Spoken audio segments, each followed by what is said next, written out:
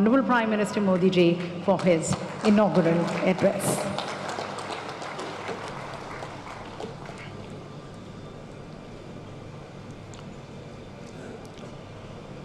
उत्तर प्रदेश के लोकप्रिय मुख्यमंत्री योगी आदित्यनाथ जी, केंद्रीय मंत्रिमंडल में मेरे सहयोगी श्री पुरुषोत्तम रूपाला जी, अन्य मंत्रीगण, सांसदगण, इंटरनेशनल डेयरी फेडरेशन के अध्यक्ष प्री बजाले जी, IDF के डीजी कैरोलिन हेमंड जी, यहाँ उपस्थित अन्य महानुभावी, देवी और सज्जनों, मुझे खुशी है कि आज डेयरी सेक्टर के दुनिया भर के एक्सपर्ट्स और इनोवेटर्स भारत में एकजुट हुए हैं। मैं वर्ल्ड डेयरी समिट में अलग अलग देशों में, अलग अलग देशों से आए हुए सभी महानुभावों का भारत के कोटि कोटि पशुओं की तरफ से, भारत के कोटि कोटि नागरिकों की तरफ से, भारत सरकार की तरफ से हृदय से बहुत बहुत स्वागत करता हूं। डेयरी सेक्टर का सामर्थ्य ना सिर्फ ग्रामीण अर्थव्यवस्था को गति देता है, बल्कि ये दुनिया भर में करोड़ों लोगों की आजीविका का भी प्रमुख साधन है। मुझे विश्वास है ये समिट आइडियाज, टेक्नोलॉजी, एक्सपर्टाइज और डेयरी सेक्टर से जुड़ी परंपराओं के स्तर पर एक दूसरे की जानकारी बढ़ाने और एक दूसरे से सीखने में बहुत बड़ी भूमिका निभाएगी। साथियों, आज का ये आयोजन ऐसे समय में हो रहा है जब भारत ने अपनी आजादी के 75 वर्ष पूरे किए हैं। ये भी संयोग है कि आज के इस आयोजन से भारत के 75 लाख से ज्यादा डेयरी किसान भी टेक्नोलॉजी के माध्यम से इस कार्यक्रम में हमारे साथ जुड़े हुए हैं। इस तरह की समिट के लिए और उसमें लास्ट माइल बेनिफिशियरी हमारे ऐसे ही किसान भाई बहन होते हैं।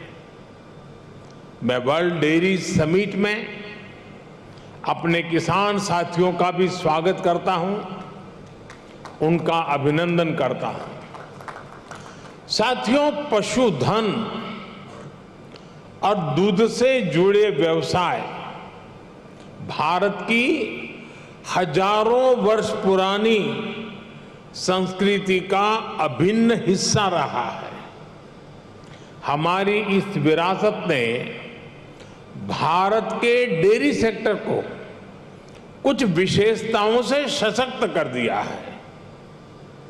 इस समिट में दूसरे देशों से जो एक्सपर्ट आए हैं, मैं उनके सामने इन विशेषताओं का विशेष रूप से उल्लेख करना चाहता हूं।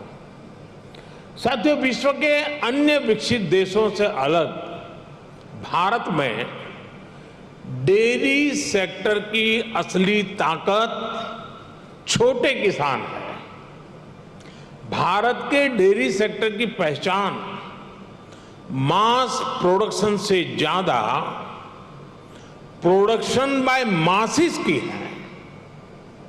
भारत में डेयरी सेक्टर से जुड़े अधिकांश किसानों के पास या तो एक पशु है, 2 है या 3 पशु है।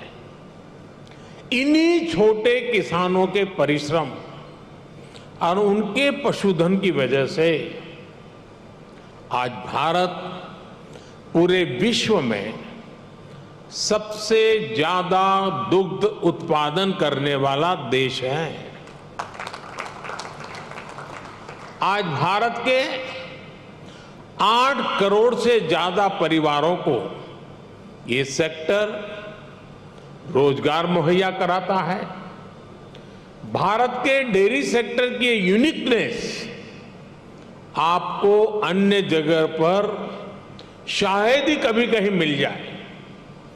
आज वर्ल्ड डेयरी समिट में इसका जिक्र मैं इसलिए भी कर रहा हूं क्योंकि विश्व के अनेक गरीब देशों के किसानों के लिए ये एक बेहतरीन बिजनेस मॉडल बन सकता है।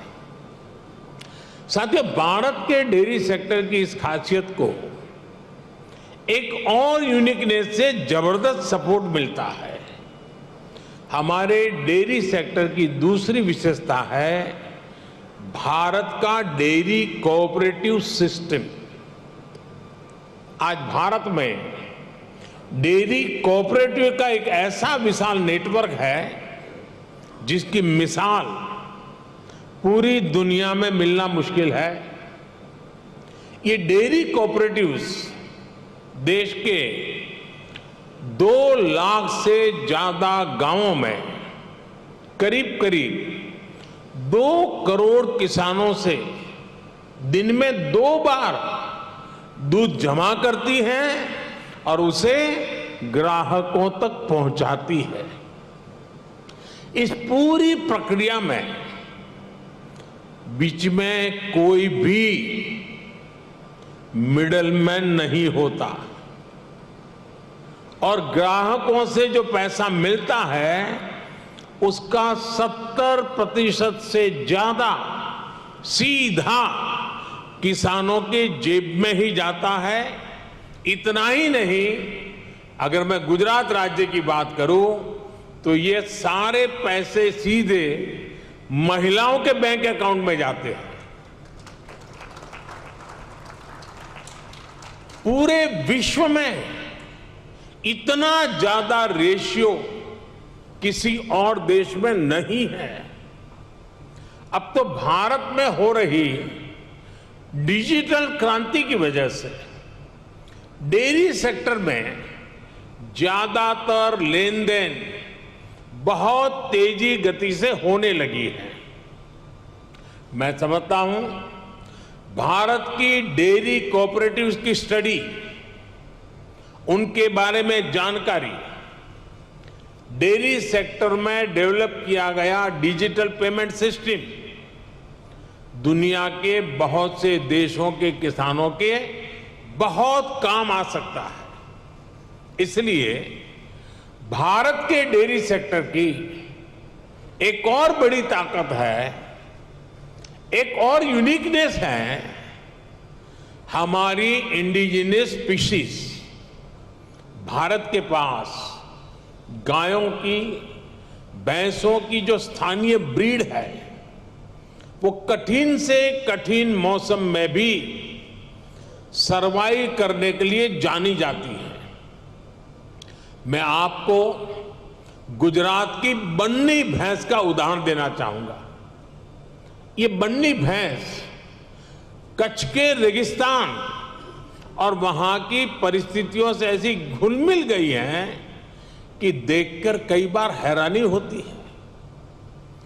दिन में बहुत ही भयंकर धूप होती है, बहुत गर्मी होती है, कड़क धूप होती है। इसलिए ये बन्नी भैंस रात के कम तापमान में घास चरने के लिए निकलती है।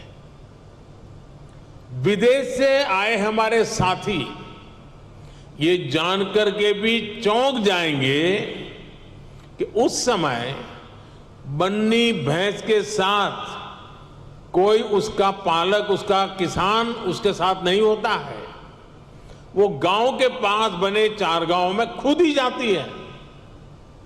रेगिस्तान में पानी कम होता है, इसलिए बहुत कम पानी में भी बन्नी भैंस का काम चल जाता है। बन्नी भैंस रात में 10-10, 15-15 किलोमीटर दूर जाकर घास चरने के बाद भी सुबह अपने आप खुद घर चली आती है। ऐसा बहुत कम सुनने में आता है कि किसी की बन्नी भैंस खो गई हो या गलत घर में चली गई हो।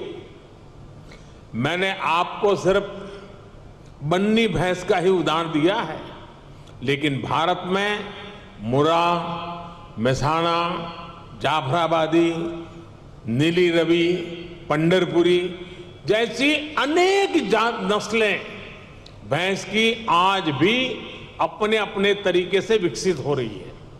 इसी तरह गाय हो, उसमें गीर गाय, साहिवाल, राठी, कांकरेज, थारपारकर, हरियाणा, ऐसी ही कितनी गाय की नस्लें हैं जो भारत के डेयरी सेक्टर को यूनिक बनाती है।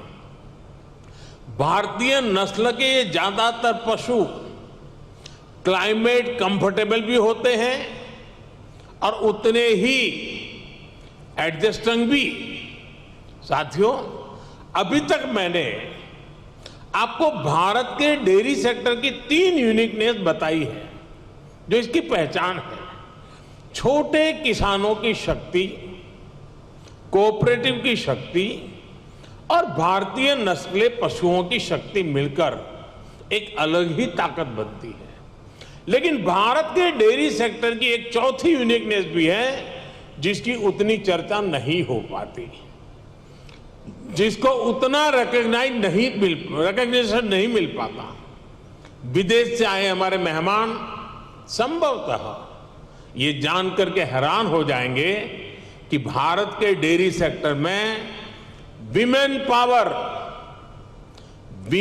पावर 70% वर्कफोर्स का प्रतिनिधित्व करती है। भारत के डेयरी सेक्टर की असली कर्णधार विमेन्स हैं, महिलाएं हैं। इतना ही नहीं, भारत के डेयरी कोऑपरेटिव्स में भी 1/3 से ज्यादा सदस्य महिलाएं ही हैं।